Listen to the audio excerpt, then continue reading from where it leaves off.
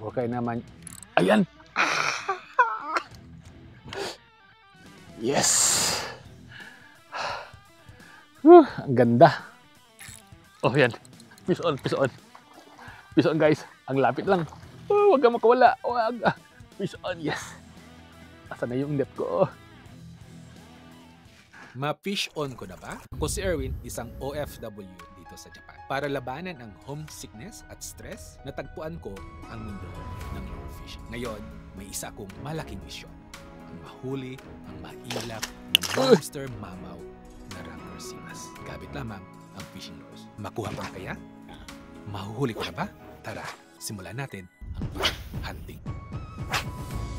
Welcome sa ating bagong adventure. Nandito ako ngayon sa Yaguchi Passmark sa left side. So, ang target natin ngayon ay mag-kuroday tayo. So, mag-bottom chaining tayo. So, yun yung target natin. Let's go. Ito yung gagamitin natin. So, pang chaining mo na 7 grams. Ito yung nakakuha ng Seabass last time, pero ano yun, 2.5 grams lang. Ito naman 7 kasi may current dito ngayon. Ito yung gagamitin natin, hindi lang tayo bababa para makapag-ilaw tayo. So doon muna tayo sa may structure. Hug. Big Daddy.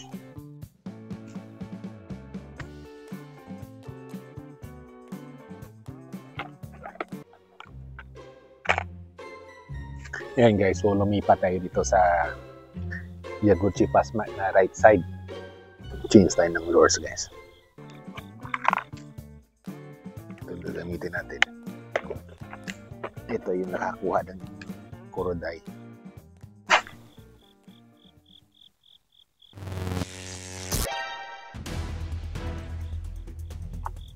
Ay.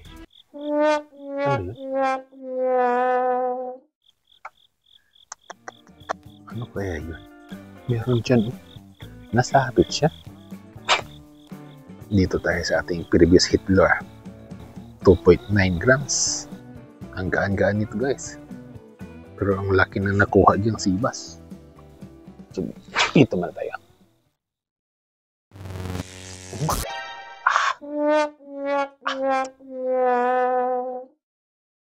Meron niya guys. Ay! Hindi natin nakuha. Kasi paghila ko baliktad. Timuka siya guys. Hindi natin nakuha. Dito tayo sa 7 grams.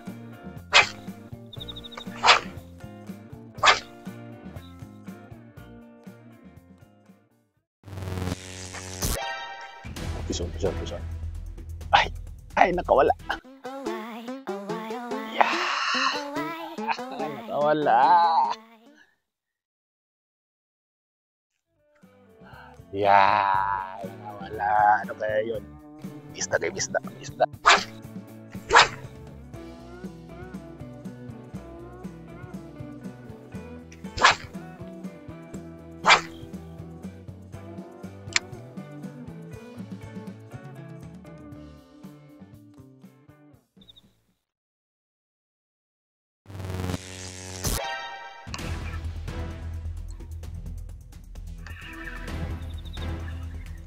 Oh, pison. Pison guys, pison.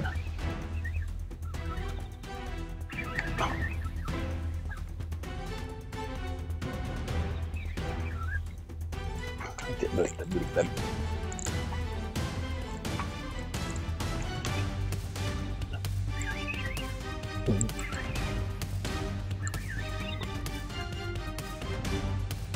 Ay.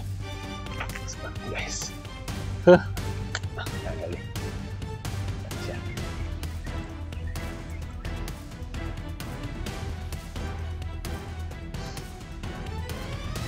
Yatta. Kinagat niya. Naranji. Yes.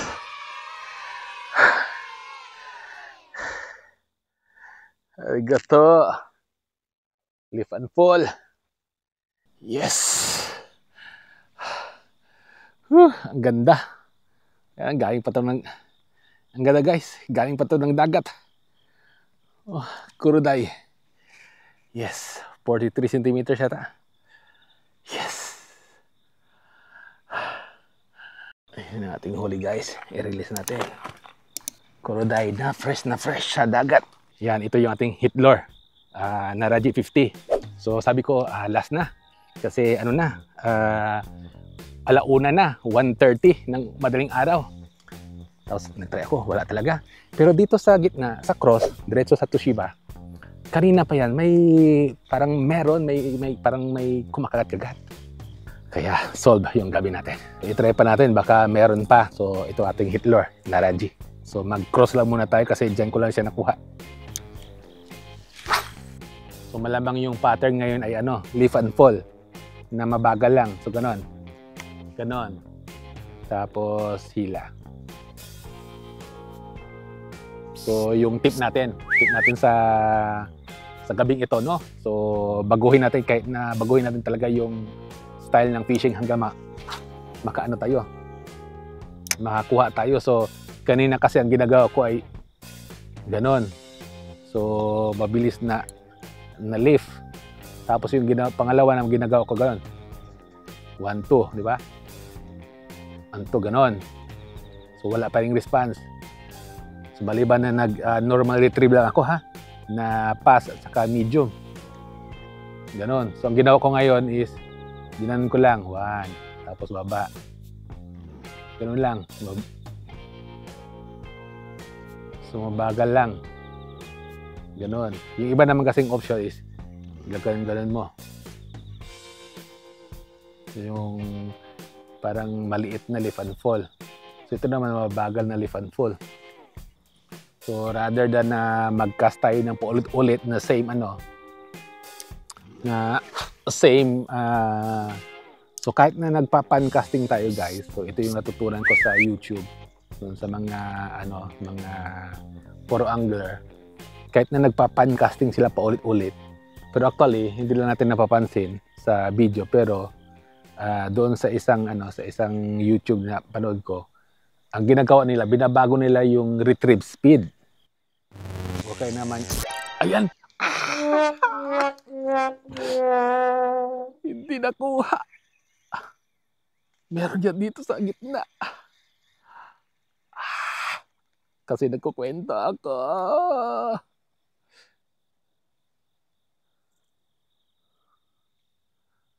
Ayan oh. Hindi natin nakuha guys, pero meron yan dyan. Hindi natin nakikita doon sa mga video ng mga pro. Pero actually, nagbabago sila ng binabago nila yung retrieve speed. So hindi sila umuulit actually. So akala natin, nagkakasala dito. Pagkas naman dito, akala natin pan casting lang. Pero actually, nung magkakasila sa ibang side, binabago nila yung retrieve speed kasi para malaman nila kung ano yung pattern of the day. So ang isda ba ay kumakagat sa normal retrieve, na pass retrieve, medium retrieve, or slow retrieve. Or kaya naman ay jerking, or kaya naman twitch, or kaya naman ay lift and fall. So hahanapin mo yung pattern for the night.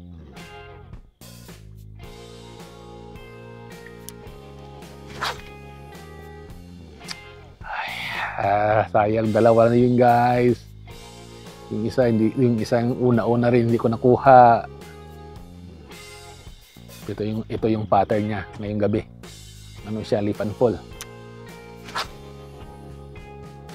Kasi kanina pa ako nagbubutom dragging. Saka normal retrieve na medium at saka slow. Lang tayo guys.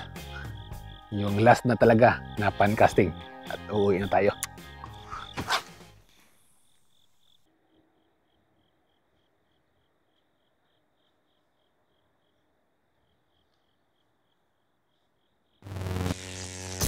Oh yan, fish on guys, ang lapit lang. Oh, wag kang makawala, wag. Fish on, yes. Asa na yung net ko? Fish on, ang lapit lang. Andito na eh.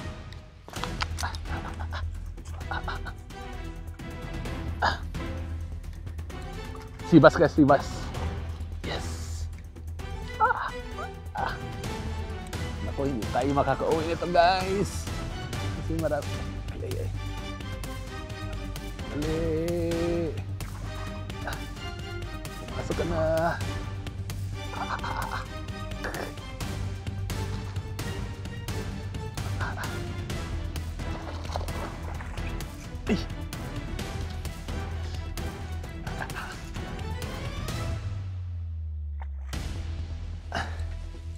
Ay.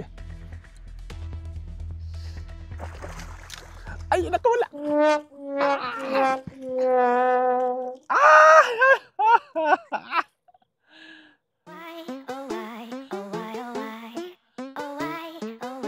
Nakawala.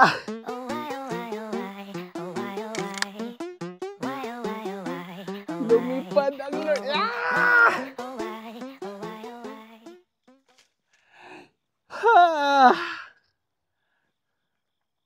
Ayan o, yung Lord dito sa ating camera.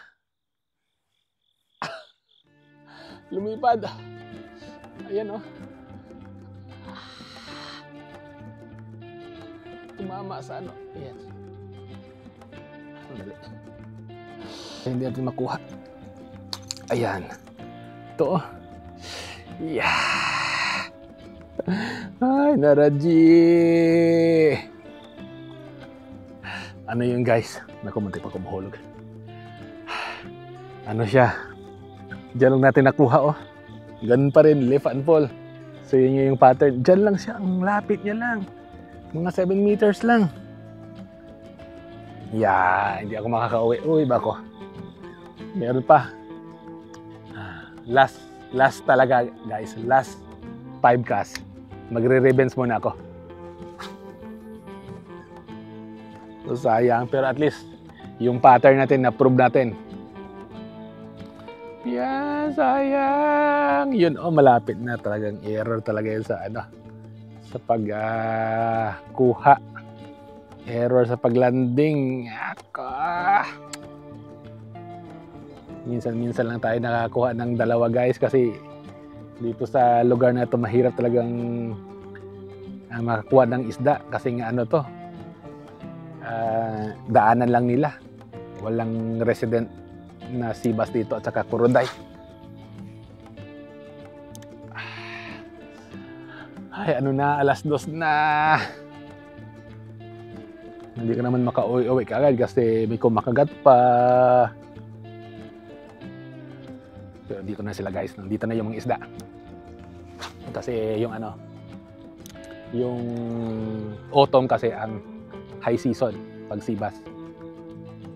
So kasi malapit na yung winter, so pumapasok dito yung sibas at saka yung kuroday. Kaya yung nakuha natin kaninang kuroday ay maputing-maputi, silver, kasi galing yun ng dagat. Kasi pumapasok sila dito para kumain. Nagre-ready na sila para sa winter.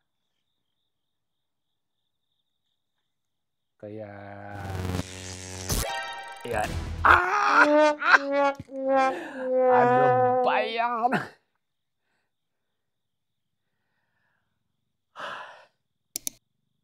Doon pa rin. Straight pa rin.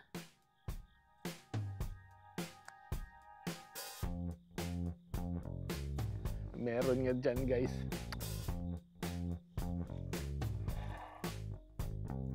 Hindi yan nakuha. Sayang.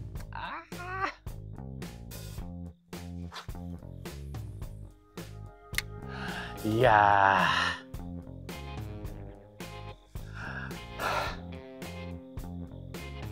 Yun nga. Ay, mahirap magkwento. Mahirap gumawa ng content. Ba nag-fishing ka. So yun nga. So pumapasok na sila dito sa river kasi nandito yung mga prey. At kailangan nilang kumain ng kumain. Kasi nagre-ready na sila sa winter.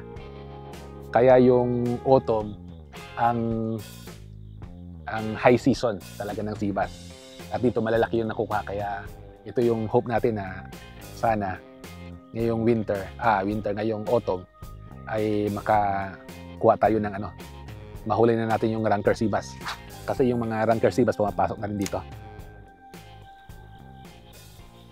Pero at least okay din itong pattern itong na ginagawa ko ngayon. Yun, ayun na naman.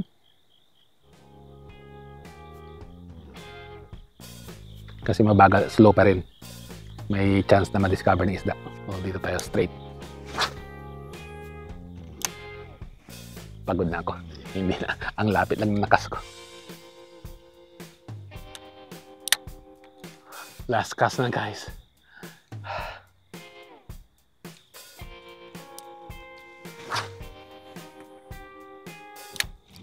Siyempre, pag may last cast, may bonus last cast.